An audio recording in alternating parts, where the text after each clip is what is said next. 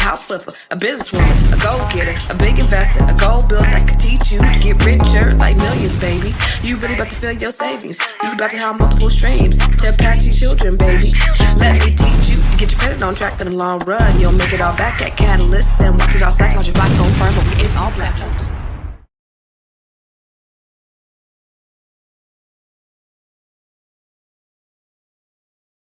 Y'all can't even hear me. What's up, everybody?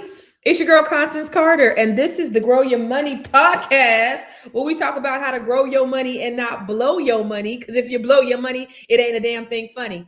Listen, it's been a couple of weeks since I've been on, y'all. I've been traveling.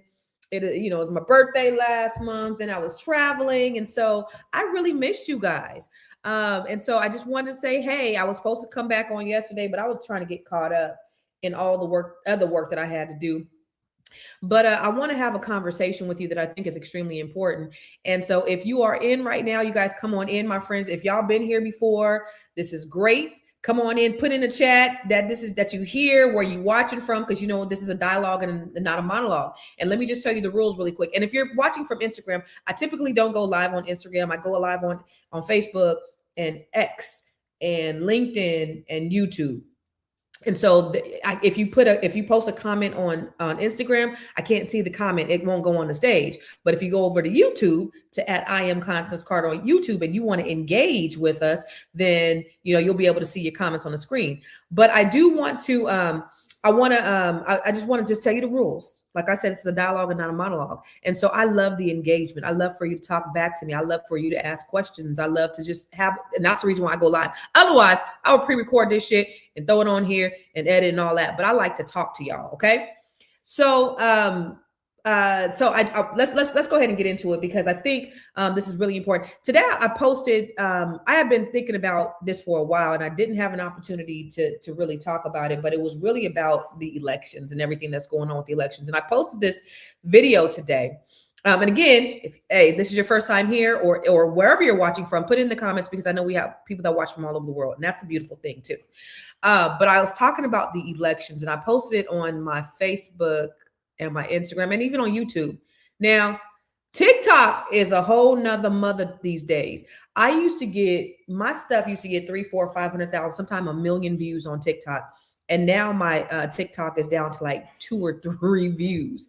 Ever since Larry Ellison purchased TikTok, and we're going to talk about that in a minute. Ever since the big conglomerate purchased TikTok, I don't know if you notice that the algorithms have changed. And this is all a part of this whole oligarchy of what's been happening. America, as we know it, is DEA to the D. What's happening, Mr. or Miss South Carolina? Let me go ahead. I see you in Atlanta. What's up? Dennis Fraggin's always here. What's up in South Carolina? But this is part of what's going on with this whole oligarchy and everything that's going on with the administration. And I want you guys to know that America as we know it is dead. DEAD. America as we know it is dead. The question is, are you prepared for what's going on right now? What's happening, Deborah will win. Are you prepared for what's going on right now? Because I think I know if you're not, then you're going to get left behind. But I think this is a reconstruction. Remember the Reconstruction period after the Civil War, when they reconstructed America? Let me remove this banner. How do I get this banner off? Remember when let me take this. Oh, by the way, we are doing a cruise at the end of April. So if you are interested in getting on a Black Power cruise, this is for this is actually for women and men. I don't think it's for everybody, but if you want to come on the Black Power cruise with us, go to blackpower.com. And there's still some tickets left. And if you want to come, use a code NET7100. That'll give you a discount. I'll give you a couple $100 discount. And we're also doing a conference in Miami a couple of days before that. I think it's at the end of April. Anyway, but I want to talk about the fact that I think America is dead. And it's kind of like Reconstruction. If you're not on the right side of history this time, you're going to be left behind. But I think this is an opportunity for Black America, y'all. I think this is an opportunity. I don't know if you guys watched my TED Talk. I did a TED Talk back in 2020. It's called Google That Shit. It was really great. It's one of the best TED Talks I've ever seen. And but really, I talk about how they said in the year 2053 that Black median wealth was going to be a 0. And I talk about this so often because it's such a passion of mine. And I ain't going to stop talking about it. Okay. So, and they said in the year 2053, Black median wealth is going to be a zero. I don't believe that. They didn't fuck around and gave us the internet. We got AI, we got each other. So I don't believe it. But they said if we go on this trajectory, but here's what they didn't expect. I don't know if you knew, but all over the world, all over this country, all over this country, crime in Black neighborhoods are down. Did you know that? See, they're not publicizing that. Remember, only thing they like to say when they get on these podiums and their mediocrity has a microphone, they like to say about Black on Black crime. Well, what about white on white crime? What about Asian on Asian crime? What about Hispanic on Hispanic? But they like to point out Black on Black crime because we've been a social experiment, because they put us in these impoverished situations. Even, when we had towns that were thriving and we were doing well financially, they experimented on us, literally, with our taking away education and resources, implanting guns and drugs in our communities. And then they tell us, y'all killing each other, Black on Black crime. But crime in our communities are down significantly. They didn't expect that. And so while crime had surged, and you had the surge of the industrial complex prison system, what they did is they signed these contracts with the states, and they said, they started privatizing these prisons, and they paid. The states pay for these privatized prisons. And so what happens is if they don't fill them to at least 80 to 85% capacity, somebody has to pay for them. Who is that somebody? It's the people of the state. It's the taxpayers. And so that's the reason why there's such a huge surge with this whole immigration effort. But that's not even what I'm talking about. I just wanted to kind of drop that off there. But that's the whole reason why we see a lot of this immigration is because they got to pay to have these privatized prisons, and Black on Black crime is down.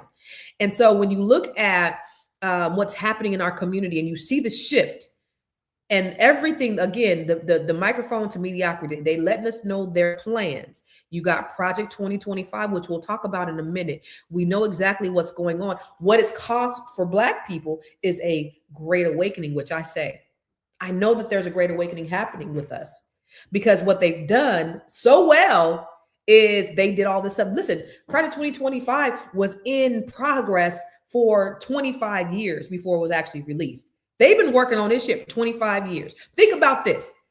After the civil rights movement and everything happened, they shut the hell up because it was no longer acceptable or politically correct for them to openly discriminate against people, minorities. It wasn't politically correct for them to say foul things, but they were saying all this behind closed doors. They were making plans, Project 2025, behind closed doors. All of these things were happening behind closed doors, and they didn't let the cat out the bag. We got the internet. Now we see that we thought that these was our friends. We thought that they were our allies, but they're really not. They're really out for themselves. Somebody put on one of my comments the other day, one of my posts the other day. It was crazy. It was this white woman, because I get somebody put in my thing today. They called me like a racist fuck or something like that. Being pro-Black does not mean you're anti anything else. I'm pro-Black. I'm not anti-white or anybody else. But somebody put on my comments the other day when she said her mom was watching television. This was back in the 50s and the 60s when integration was going on. And she said she was watching on TV, and these women were protesting these kids. I think it was the Little Rock 9 or something. They were protesting the kids integrating to their schools. And then the lady on the news said, well, if they come over here, then who are we going to be better than? But she said, who are we going to be better in? Right? I can't mispronounce it, that country talk. But who are we going to be better than? You see, the only way that they can win is if they have to cheat or if they have to oppress somebody else. That's the reason why they're so afraid, deathly afraid of you Black people, is because they're fighting to oppress you.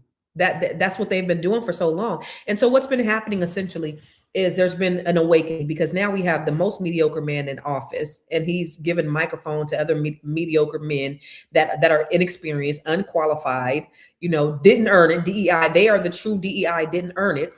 And so now we see the game plan. And so what I know what it's done is it's awakened something in us. It's awakened something in us. And so now we're starting to see, okay, we got to move a little different. We got to move a little different. And that's why all of this information is so important that we continue to share and continue to get out. This is why social media is so important. This is why I said they done fucked around and gave us the internet, because now we got access to things that we never had access to before in our lives. We got more information. One of my good friends, Michael Roberts, billionaire, he said we got more power in the palm of our hands than when they put the man on the moon. We have more technology. We have more access to everything. You can create anything on your phones. We have access. So now we don't got to be stupid. Remember they used to say, if you want to keep something from black people, put it in the book. Fuck all that. That's dumb. That ain't even true, because we got each other. We are informing each other. So I posted this video today about, just kind of my thoughts about the election. And so funny because on remember I said on TikTok when I first got on here today, TikTok be shadow banning my shit like shit, y'all. They don't give me no views. I get shadow banned on everything. And so on this particular video, so I want you guys to go and watch it on YouTube, because typically on YouTube I get pretty good views. But they show shadow ban this like crazy. But it was about the elections, and you got to wonder why they not pushing this out here. So let me just show you this video really quick. I don't want to leave the studio. Oh, here we go. Let me show you this video real quick so you can see what I'm talking about.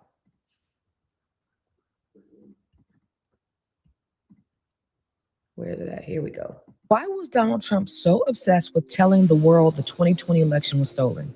Not once, not twice, but over and over and over again. Even after the counts, even after the recounts, even after the investigations. This man incited a whole riot on January 6th after convincing his lunatic base that the 2020 election was stolen. So why did he push that narrative so hard? Because sometimes the loudest accusations are actually projections. They are people telling on themselves. If someone keeps telling you something can be stolen, then maybe it's possible that they know it's possible. And if they believe it's possible to be taken from them, then they know that it can be taken. So let's talk about the 2024 elections. Let me ask you something. Are we really supposed to believe that a man with 34 convictions, a history of bankruptcies, a convicted sexual deviant, and a known racist suddenly became the overwhelming choice of the American people?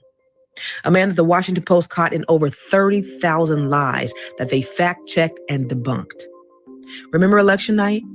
Hours before the election was over, the richest man in the world already called it long before anybody knew the results. And then Trump publicly thanked Elon Musk. And he knows those computers better than anybody, all those computers, those vote counting computers. So thank you to Elon. That alone should make you think.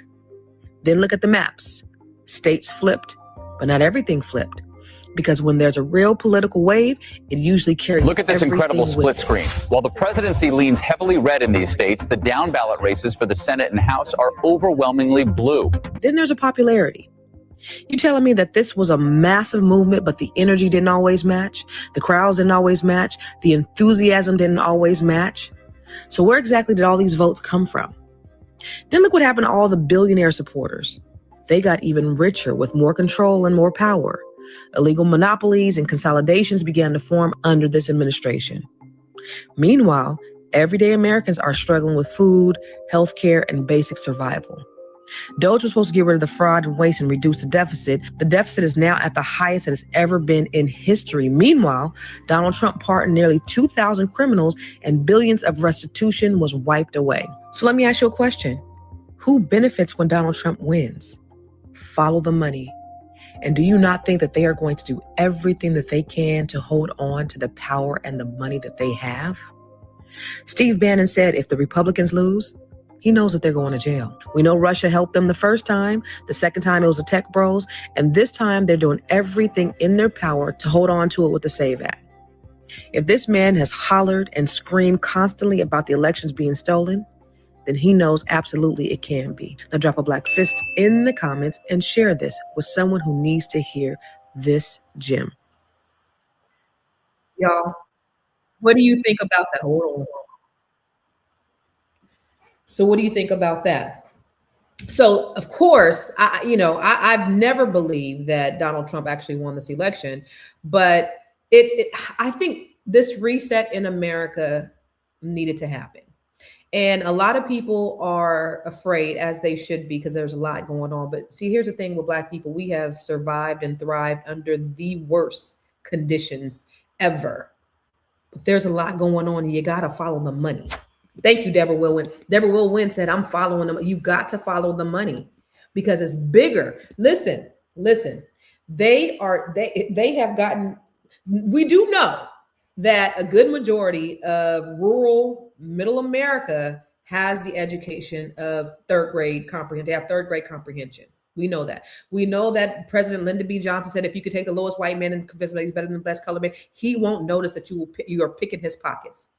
They have convinced these low-class, bottom-feeder, mediocre white people that they are looking out for their best interest when they're really robbing them blind. You know, they've taken Medicare and they've taken their EBT. Now they starving. Now these farmers who overwhelmingly voted for Trump can't even keep their farms.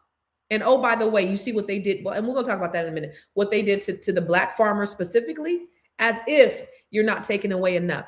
This is all about control, people. And America that we knew is gone. And there has been a reset in America. And if we're not prepared for it, well, then we're going to get left behind.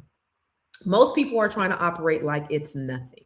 Most people are trying to operate like it's nothing. Most people don't think anything is wrong with it. You see wealth concentrating at the top with all the oligarchy. You see a lot of stuff going on at the top. There's not a whole lot going on at the bottom. Policies are being introduced that change access and control to everything. You see entire industries consolidating. Did you see what he allowed Larry Ellison to do? Did you know monopolies are illegal? But now they are consolidating all of these big media companies so they can control the narrative, so they can control your mind. But the only ones who are being controlled are the idiotic ones who have the third grade educations, who don't know better. They think this is all great. They think us going over and bombing another country for absolutely no reason, spending billions of dollars, but they can't eat every day is a good idea. This is how they control. This is what Fox News has essentially done, is control the minds of the dumbest people in America. And they are the representative of us globally. So now they put their worst. It used to be you put the best at the top, but the worst of the worst is the representation of America. And I don't believe in my mind that the American people really voted overwhelmingly for this mediocre asshole. However, this is what we have. And I believe it's a lot more at play. And it's a lot more billionaires that helped this election than it is the mediocre rural people. It's more billionaires. They stand more to gain. Now, I do believe there's a lot of dumb motherfuckers out there that will vote against their own best interest and who think that Trump is just like them. But I do also understand that you got to follow the money, and the people who are benefiting the most are the people who are making the most off of this grift. Everyday Americans are struggling more and more, scratching and surviving like good times. Y'all know it. It's a lot of people. Now, 500,000 Black women have lost their jobs. Hundreds of thousands of Black men lost their jobs as a result. The first thing they do, and let's talk about Project 2025, okay? Because Project 2025 is already in effect. Look at what's already happened. They've expanded the presidential power. He's vetoing everything. He's making the rules. He's starting rules without Congress. He's doing all of this stuff, and nobody is stopping him. They've purged federal workers. That's all. Hundreds of thousands of those people were Black women. The most educated demographic in this country. They rolled back civil rights and DEI. Now they have the true DEIs didn't earn it in offices, in positions. Did you know that they just demoted the highest ranking military office and promoted white ones that did not earn it? LGBT policies. They've gutted public education. They've restricted reproductive rights.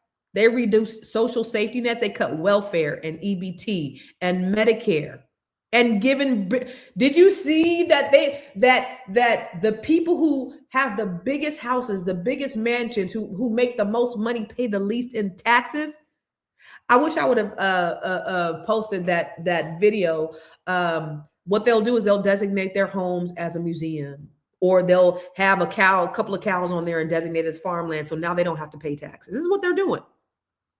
They're blocking climate control. They're doing, this is 2020. This is Project 2025 in action. So, and do you remember during the election when Donald Trump said that he ain't had nothing to do with Project 2025? And we know that all of that is at play. That man, I don't know why anybody even believes him. Now we're seeing all these black folks coming out who supported, who are MAGA supporters. There's a big difference between being a MAGA supporter and being a Republican or being a conservative. Because I believe black people are inherently more conservative than the Democratic Party. They have a lot of liberal ideologies that I believe that black people don't really align with. However, when you're MAGA, it's a whole different thing, because now you're basically aligning with the Ku Klux Klan. So Trump said, nah, I don't know nothing about no Project 2025. Y'all remember when he said that? And y'all believed it. Do you remember? If you don't, y'all don't remember. Okay, let me just show you real quick. For those of you who don't remember, let me see. Let's see. We still sharing the screen. Let me show you the other screen. Share screen. I just want to just so I can refresh y'all memories when he said it, because we know it's an effect. You know, and she knows better than anyone. I have nothing to do with Project 2025. That's out there. I haven't read it. I don't want to read it purposely. I'm not going to read it. This was a group of people that got together. They came up with some ideas, I guess some good, some bad, but it makes no difference. I have nothing to do. Everybody knows I'm an open book. Everybody knows what I'm going to do. Cut taxes very substantially and create a great economy like I did before. We had the greatest economy. We got hit with a pandemic. And the pandemic was not since 1917, where 100 million people died. Has there been anything like it? We did a phenomenal job with the pandemic. We handed them over a country where the economy and where the stock market was higher than it was before the pandemic came in. Nobody's ever seen anything like it. We made ventilators for the entire world. We got gowns, we got masks, we did things that nobody thought possible. And people give me credit for rebuilding the military. They give me credit for a lot of things, but not enough credit for the great job we did with the pandemic. But the only jobs they got were bounce back jobs. These were jobs bounce back, and it bounced back and it went to their benefit. But I was the one that created them. They know it, and so does everybody else. So now we're in a position where the deficit is higher than it's ever been in the history of the country. Unemployment is at an all-time high. Wait, where is it? Where's the, oh, I don't have the one for unemployment. And the deficit is at an all-time high. Billionaires have gone to become trillionaires now. So we have more trillionaires than we've ever had before.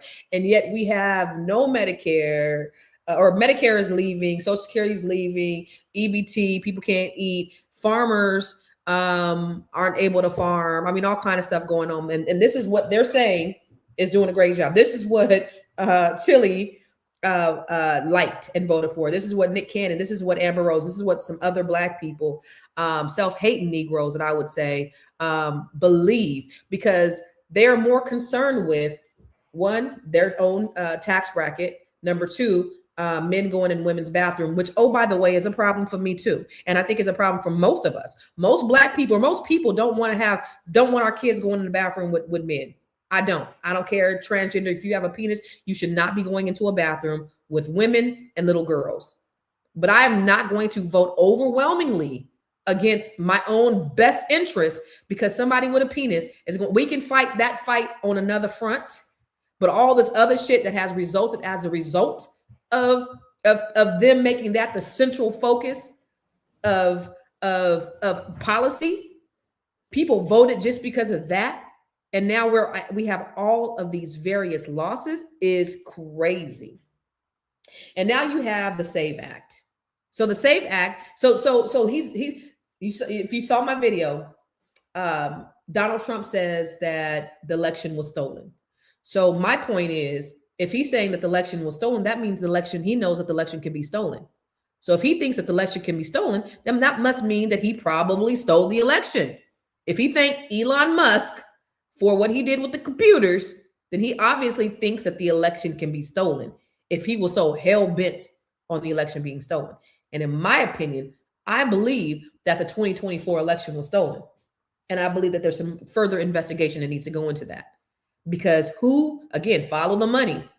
Who is set to benefit? Who has benefited? Who has benefited as a result of Donald Trump being in office? Billionaires has surged by over $1.5 trillion while they gut the rest of the economy. While the deficit is at an all-time high. While people are losing their jobs in record numbers. While farmers are losing their farms. I was talking to my homeboy, my good friend Rob from Bumpbox. He has a 9-figure business. He does the boom boxes. He's out in DC right now. We hung out on Saturday, and one of the things he said is because he was saying how last year was pretty rough year for him. And I said, why? He said because of the tariffs. He said, you don't even know, Constance. I've seen so many companies. This is a $20-30 million company. So many companies who've gone out of business because of these tariffs, because this guy thinks he's so smart. And the tariffs are not taxing them. First of all, the Supreme Court said that the tariffs were illegal, but the tariffs are actually coming back on businesses. Businesses are going out of business. How is this helping the economy? This is helping a very few rich people, and that's it. And it is in their best interest if they can keep this man in office so they can keep the good times rolling for them. But what they don't understand with their greed, this is why greed is such a blinding thing. Because if everybody else is poor, who's going to buy your shit? Dummy. If everybody else is poor and you're just getting richer and richer, and I don't want to be a billionaire anymore, I want to be a trillion. Like, how much money can you have or can you spend? And if nobody else has any money, how are you going to get money? How are you going to sustain that money? It's going to collapse the entire economy. Come on. Come on. So if you look at even what they're trying to do with this next election and the SAVE Act. So with the SAVE Act, what they're saying is, okay, we want to have voter ID. Now, I want to look at it from an unbiased lens because you have Democratic talking points and you have Republican talking points. Now, for me, I am not a Democrat, nor am I a Republican, to be honest with you, and definitely not no damn Republican, not now. But I'm not a Democrat either. I'm an independent. I vote independently. I'm an independent thinker. I think the two-party system is an antiquated system and it should be abolished, but whatever. But when you look at the talking points of both, I align more with the Democratic Party, but I don't vote Democrat all the way. But what they're saying is, on one end, they're saying that, okay, you need ID because we don't want illegals to be voting, and we don't want there to be we don't want the election stolen because of illegal votes. Well, first of all, that undocumented people voting has been so minuscule, it's ridiculous. But when they say, let me see, what do they say? They want you guys to, so I want you to understand what the SAVE Act means. And so we need to get in alignment right now, because if it passes, because what they are guaranteeing, what they are banking on is you not having what you need in order to vote. They are absolutely banking on that. So if you need to go get your birth certificates now, order your birth certificates today. Okay. If you need to get a passport, passports are a little bit more expensive. Maybe you can't afford that. At minimum, you should be able to afford your birth certificate. Okay. So you can't, the crazy thing is, how many years were they telling us that we needed to get a real ID? About 5 years. Got to get a real ID. Not going to be able to travel without a real ID. Got to get a real ID. So we go get real IDs. Everybody got a real ID. And a real ID doesn't even work. Why the fuck do we have a real ID if a real ID doesn't even work? So what works is a U.S. passport. So if you have a passport, well, most Americans don't have passports. Thankfully, most of you probably do. I do. Everybody I know does. But most Americans don't have passports. So you just cut out a whole lot of voters. But you also cut out a lot of middle America. Because them motherfuckers ain't traveling. they going from Kentucky to Kentucky. They not going to Montana. They not going nowhere. They're not going nowhere internationally. So they're cutting out a big portion of their base. And I don't know if they thought that really through. Actually, I did see something where they were saying that it's going to cut out a big portion of their base. Okay. So a passport. If you don't have a passport, then you need your government ID, which is your driver license, plus a birth certificate. So your ID is not enough. Your real ID is not enough. but you need a birth certificate. So if you are a woman, because what they're trying to do is cut out women from having the ability to vote. That's part of Project 2025. They don't want women to have the ability to vote. They damn sure don't want Black people to have the ability to vote. So if you're a woman and your name does not match, then you have to have a birth certificate to show that this is who you are. If you are an immigrant, you have to have a naturalized certificate or a certificate of citizenship. So your driver's license or your real ID does not work. Your state ID does not work. Your military ID does not work. If you are Native American, your tribal ID does not work. Your social security card does not work. Your utility bill, your student ID. But guess what works if you want to join the military, you want to fight for this country?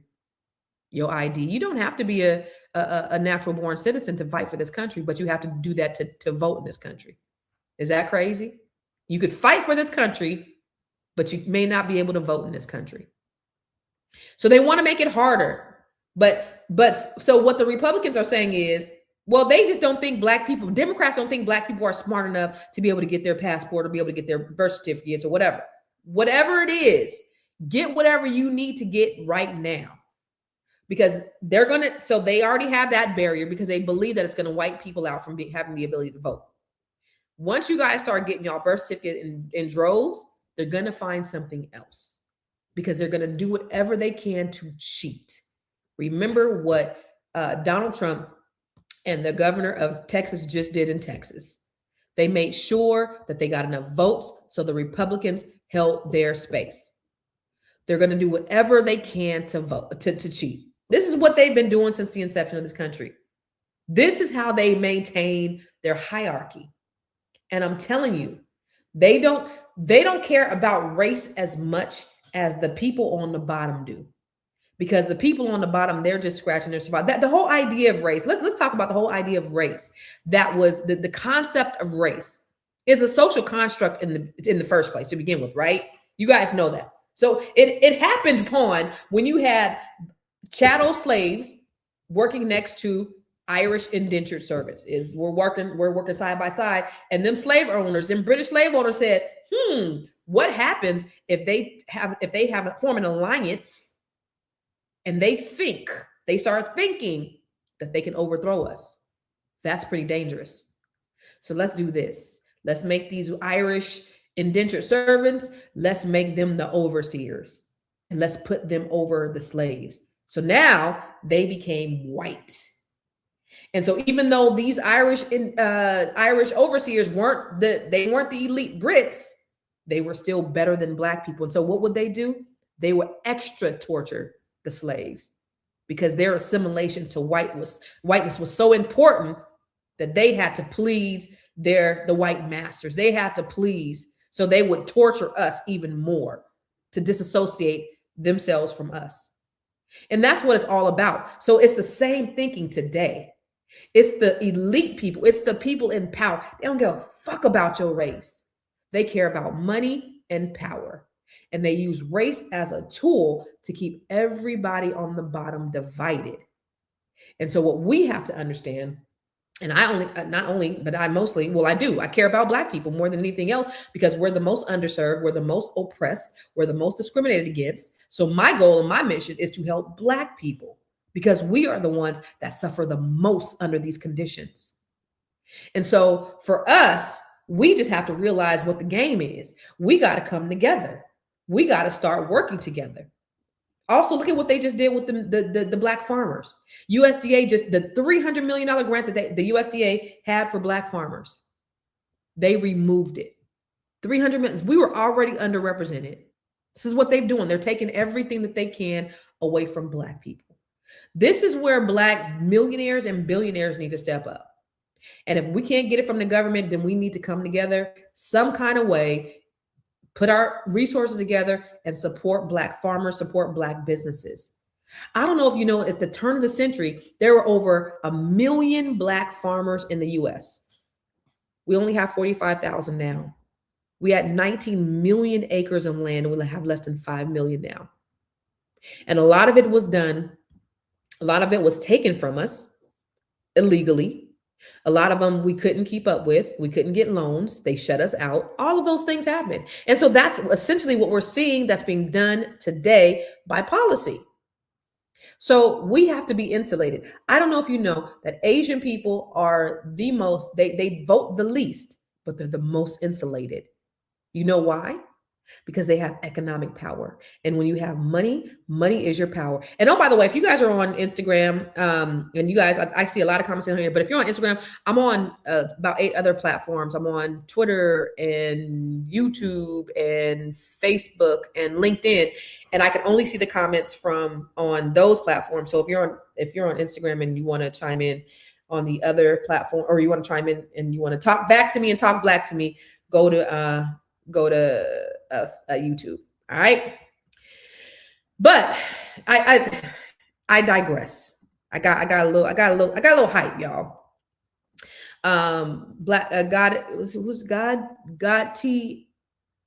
God T and me, Angela. Okay, the God T and me. Yes, precisely. Black dollars need to stay in Black businesses. And that's the one thing that I always promote is collective economics. The thing about it is they say that we spend frivolously, and we don't spend any more frivolously than anybody else. We're not any more materialistic than anybody else. But I will say, when you got new money, new rich is loud, and wealth is quiet. And so Black people, we do tend to be a lot louder with our richness or our wealth when we first get it. It's because we've been shut out of it for so long. But I don't believe that we do more than anybody else. We are consumers, however. If we were a country, we would be the 5th or the 8th largest country. So we have the GDP, Black people. We have the spending of countries like Brazil and Italy. We are larger than those in terms of our spending. So we have an economy. We got the money. We are not spending with each other. Only 2% of the $2 trillion in spending power that Black people have is spent with Black businesses. But the problem is, if you heard me say this before, is we don't have enough Black businesses to spend them with. Less than 3% of businesses in Black communities are Black owned. So we don't have enough businesses in our community to spend with. That's a problem. So Black people, we need to start more businesses. Because when you come in our communities, you see everybody else's business but ours. You may see a Jewish business. You might see a check cashing place.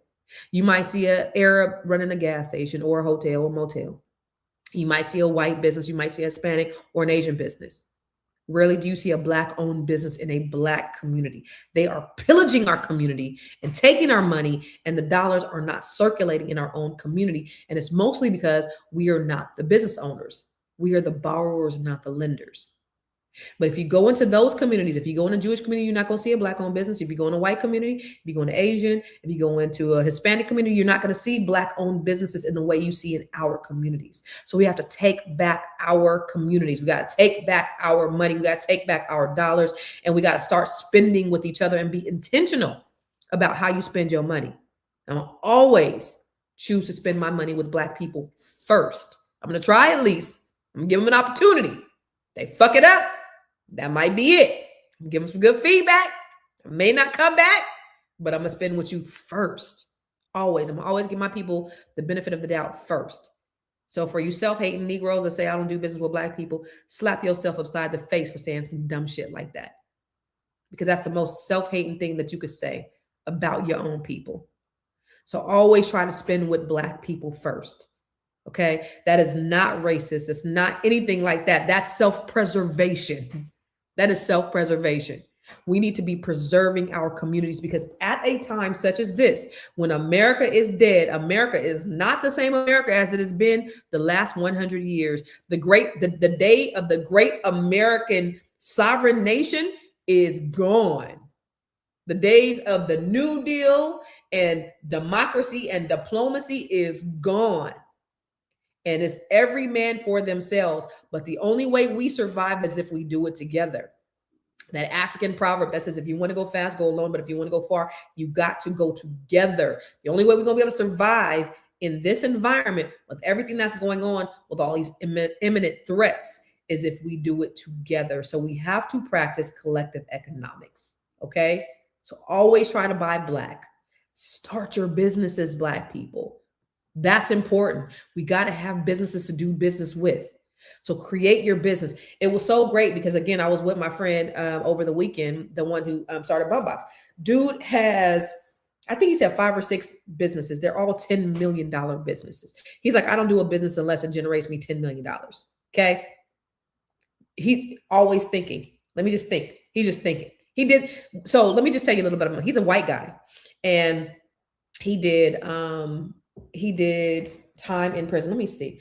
Let me show you guys a video. My daughter, I didn't share this publicly, but I was in Stockton last week, and I visited his shop. And he used to be a tenant of mine. And he said something, and I didn't even remember. Here it is. I didn't even remember that this occurred, but I guess I'd given him an opportunity, and he just said, hold on, let me just show you. So this guy right here, $10 million company. Let me share my screen. And he's always just looking for different business opportunities. But let me share this with you. But there's a point in why I'm sharing this with you. Hold on one second.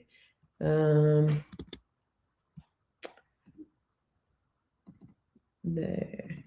Yeah. All right. So where are you at? All right, this is exclusive. I'm just sharing this with y'all, okay? Just me, you, and a couple of other people. Let me see. Share screen. Was it this one? Okay. Entire screen. Y'all gonna see my entire screen. But let's see. So this is the owner. This is $30 million company. All right. So that's what he said. So I had to be here to come support my boy for the most important day of his life. So I'm so. By the way, he raised $3 million on Kickstarter. When he came out with his new boombox. I don't know if you guys see this bump box. It's the boombox, but anyway, this is Rob. You almost 2 million in 3 hours. Let me say something about Constance. So don't say nothing about me. No, I'm gonna say it real quick. Jesus. I got out of prison. Nobody would rent me a house. I had a record, and I remember telling her. She asked me, "How's your credit?" I said, "My credit's just nothing. I ain't bought nothing in a while." Did it took it off the screen? Hold on. Let me go back. Share screen. Why did it go off the screen? Okay, let's see. Somebody said he's a white guy. That's why. That's not always true. Let's see. Because you see, he just got out of prison. He had just gotten out of prison. Okay, so go back. Nobody would rent me a house. I had a record, and I remember telling her. She asked me, "How's your credit?" I said, "My credit's just nothing. I ain't bought nothing in a while." And she goes, "Okay, well, what about your rental history? What about your background check?" I said, "Well, I just got out of prison." And I remember the words you told me, you go, "I'm not worried about your past, but what are you gonna do with your future?" And she rented to me, and every time I seen her, she would pour into my life. Positivity, being a strong entrepreneur, do this, do the right thing. So I thank you for that. So anyway, the reason why I brought him up, and so that was a little something that he shared, but you guys are the first people to see that. The reason why I bring that up is because, like I said, he was in prison. And while he was in prison, he was down for a few years. And while he was in prison, he thought of all these ideas. And so he came up with all these things. And so when I first met him, so when he was renting a place from me, and by the way, he was the best tenant that I ever had. So now I know I talk about white people all the time. Doesn't mean that I hate white people. I'm pro-black, and he's very aware. He watches my shit too. But when he came out of prison, he had all these ideas. He started a pizza truck. It was an $8 pizza truck, and he was selling hoverboards. Like, I would have me and all my friends and my family and everybody who worked for me would go to his warehouse and get hoverboards. He was just always thinking of things. And what he did is he took a business model, and then he took a business and he leveraged his business, and he started buying other businesses. So he took one business, some of them succeeded, some of them failed. And this is what I'm telling y'all, Black folks. That's the blueprint. Your business may not succeed. It may not be successful on the first run, but start a business, take a risk. If you have an idea, execute on it, because the idea doesn't belong to he who thinks it. It belongs to he who executes it. And if you execute an idea, then guess what? Guess what just may happen? It might be successful. You may be solving a need that somebody has. Somebody may pay you handsomely for an idea that you may have. Go figure. That's how entrepreneurship works. It's all a risk. It's all a gamble. And those who stay the course long enough are the ones who end up seeing results in the end. But a lot of times we are afraid of failure.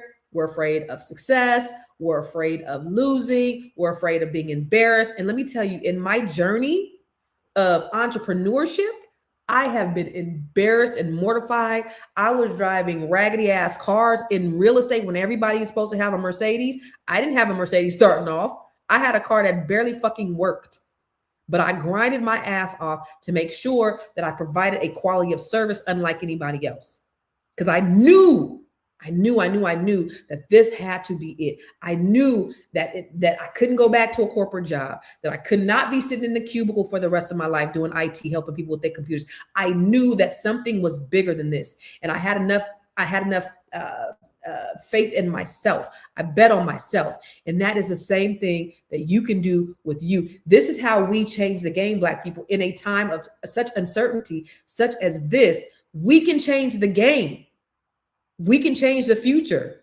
2053 does not have to be a zero median wealth for Black people. It actually could be a place where we're able to pull ourselves together, because this is what they want from us. Because they want to stay in power. The people down there, they want to be better than, as long as they better than us. Remember, race is a social construct. And the people at the bottom, all they fucking care about is being better than your Black ass. They don't care about nothing else. They don't care whether they eating. They don't care whether they have a roof. They just want to be better than you. And what you have proven, Black people, is that you're resilient, that you create cultures, that you are inventors, that you've built businesses in spite of all of these things. Think about this. 44% of Black people are homeowners in spite of discriminatory practices, redlining, predatory lending. We've only been homeowners the last 50 years. They've been homeowners for the last 400 years. And yet 100% of them aren't homeowners, only 70%. So 44% of us, glass half full, not half empty, because in spite of, and just like Deborah Will Wynn said earlier on here, she said they're afraid that we're going to do to them what they did to us. When we're not worried about being better than them, we just worried about surviving and building and creating for our families. And as long as we focus on the right thing, and that's the thing, when you operate from an abundant mindset, you'll have more.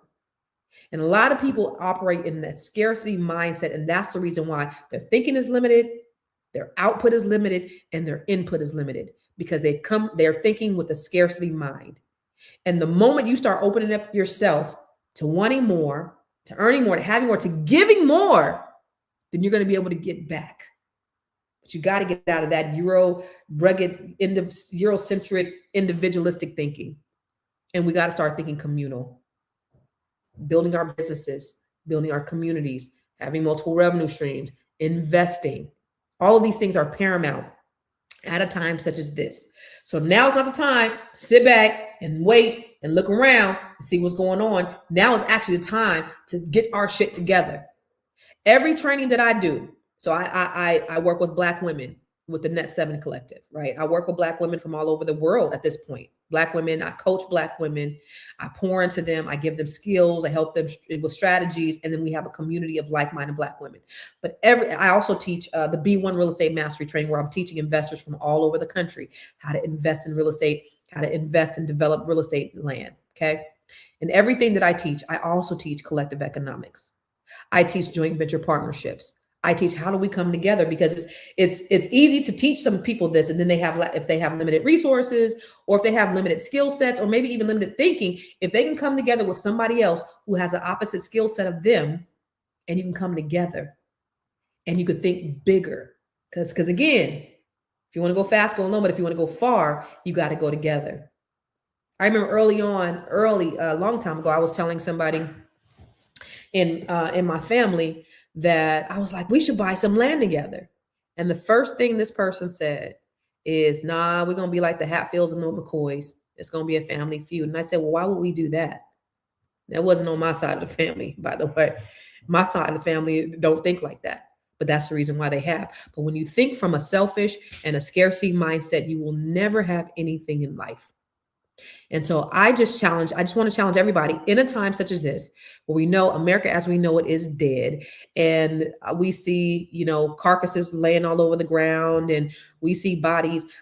There have been more Black entrepreneurs, especially Black women, in the last year than we've ever seen. There have been more startups. We get the least amount of funding from startups. We get the least amount of funding, but we're still starting and we're still resilient. They weren't even giving us patents, but we were still inventing. Come on. So, Black people, there's something special about us. And so we just need to really take this time where America is doing a number on itself. This is the beginning of the great fall of America. But where are Black people going to be during this time? I believe that God has been preparing us for this. Listen, they have not faced anything like this. No hardships. They had the Great Depression and all this. But now you have globally where you have our enemies, our former allies. Nobody trusts America. And so you've never had a time like this where we've seen so much mistrust, and where you have, just a stone fool in office that is actually the commander in chief. It's crazy. But God has been pruning and priming us for this. And so the question is, what are you going to do during this time that all of this is happening? How are you going to prepare? What are you going to do? So I just challenge you to start your businesses, to join other businesses, to, start collaborating with other people. I challenge you to start investing with each other, start practicing collective economics, find Black-owned businesses, invest in Black-owned businesses. Look to your people first. I was watching a YouTube maybe a year or so ago of this guy. I forget his name. He was a Jewish guy. And he said, the reason why he said Jews are the richest group in America, not just because they own welfare, because they're on that too, but they're the richest group in America. And they are the smallest group in America. You know why? Because they practice collective economics. They said and they're unapologetic about it. So when we say that and people, talk to, you're racist because you only want to work with Black people, or you want to work with Black people first, that's asinine. Because when I talk to Hispanic people, they are quick to want to help and work with their people first. Asians, Indians, Middle Easterns. But as soon as Black people start talking Black first is when we have a problem. But that Jewish man said, we don't do business with anybody else unless we cannot find anybody in our community to do business with. We keep the money in our community. He also said that they talk about business at the dinner table with their children. That's how you keep the legacy in your family. And that's the reason why I work with Black women specifically. Now, this information is for everybody, but I specifically work with Black women because there's an African proverb that says, when you teach a man, you teach an individual, but when you teach a woman, you teach a nation. The meaning behind that is Black women, you give us something, we're going to multiply it. Again, my mission and my mission and my purpose is helping Black people. And my passion is closing the wealth gap. And I believe that Black women are going to be at the forefront. And that does not exclude Black men. So when I'm talking about Black women, I'm saying this is our contribution to closing the wealth gap. Because Black women, when you give us a house, we're going to make a home. When you give us some food, we're going to make a meal. When you give us a seed, we're going to make a baby. So I believe that whatever you give Black women, we expand. We are the Proverbs 31 woman personified. And so, we're going to take that information, and not only we're going to keep it, we're going to share it. We're going to give it to our families. We're going to teach our kids. We're going to share it with our communities. That's the whole purpose, because we can't do this by ourselves. This country has shown and proved that we cannot do this by ourselves. And the moment that we continue to try to do it, that's when we fail. But that's also when you need to connect with other like-minded people who are doing the same thing that you are doing. You got to connect with other people. So I do have what's called the Net 7 Collective, where I coach Black women from all over the country. We meet every Wednesday. And if you are interested in joining our group, or just looking at our group, or maybe whatever, go to my website, go to net7collective.com. I would be happy to have a conversation with you, but check it out and see what see if Net7 Collective is something that you're interested in. Okay. Also, starting tomorrow is tomorrow's the first, y'all. So tomorrow is, I don't know if y'all know, tomorrow's National Black Women's History Month, International Black Women's History Month. April is International Black Women's History Month. Did you guys know that? So I'll be doing a training every Tuesday. So well, if you're new here, you may not know, I do a free masterclass. One of the things, I have a bunch of books, but I have a book called The Ramp Journal. And back in when I first moved out here and I went through a divorce and all these things, I did this ramp method where this is kind of what helped get me through. This is before I just wrote this book back in November, but I did what's called the ramp method. And it helped me just to kind of get clear and get focused and figure out what my next was in life. And so I wrote the book. And so I was actually doing the work in this workbook. It's a journal. And I was doing the work. And what came out of this was, what can I do to give back?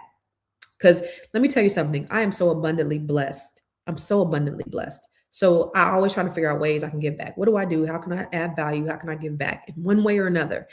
And so this gym masterclass that I do every Tuesday, it's a free masterclass that I do on Tuesdays, where I'm just teaching everything I know. So I'm teaching. So this month I'm teaching specifically, and everybody's invited. If you white, if you a man, if whatever, y'all can come too. But this is specifically for Black Women's International History Month, Black Women's International History Month. And so I'm doing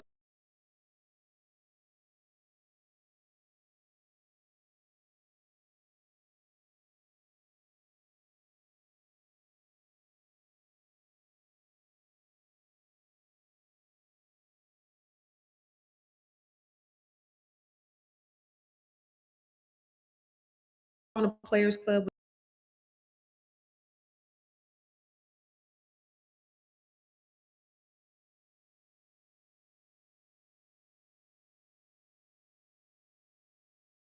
Trust. How do you do that? I'm going to give you the step-by-step. And that's a really popular one I wanted to bring back because a lot of folks want to know how to formulate their living trust. So that's what I'll be doing over Black Women's International History Month. And that starts April. And so everything on my site is going to be 25% off starting April 1st. So go check out constancecarter.com. And I pray that you learn something today. If you're on Instagram, thank you for watching me on Instagram. You guys got to go over to YouTube and YouTube or Facebook at I am Constance Carter to get in with everybody else. Let me go and see what y'all talking about before I head out though, because I see it's a hell of a lot of comments and it's been like thousands of you guys on here on different platforms. So let me just see. Households, the top 10% hold over 2/3 of the total U.S. wealth. Yep. And this group is disproportionately white because they've had a 400-year head start. Yep. The Black boule and the white elites that have destroyed the community. Okay. Somebody said, liar, liar, on fire, best describes the dope we have as president. Okay, let's see. Somebody finance white boy is on here talking shit about me, but I'm not even gonna give him no airplay. And here's the thing, y'all, I get hella threatening shit in my inbox all the time. It's great. I know I'm doing my job if I get at least 2 or 3 racist things in my DMs a day.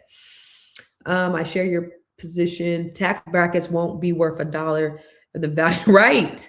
If ain't nobody making no money, you ain't gonna be able to sell nothing, dummies, right?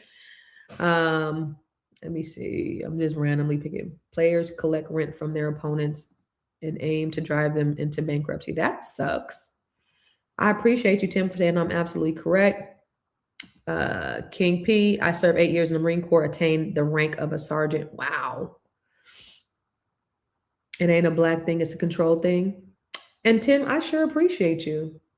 I'm from San Francisco, California. In the 90s, neighborhoods got together and wanted to drive Black low income out of San Francisco, offered thousands of dollars to move those people to move to Oakland. I believe it. I had a lot of friends who used to live in San Francisco. They don't live there no more. Do you have to be 155,000 liquid money in the bank in the black middle class? Is that what they're saying now? Is that what black middle class is? Then I think there is. I think a lot of people is not going to be middle class because most of the people don't even have next month's mortgage payment or rent payment saved. So $150,000 to be considered middle class is crazy. He has the social capital, the networks of relations among people who live and work in particular society. You're probably right about that. And you're talking about my friend Rob. He is white, and there is absolutely privilege, and I ain't even gonna lie.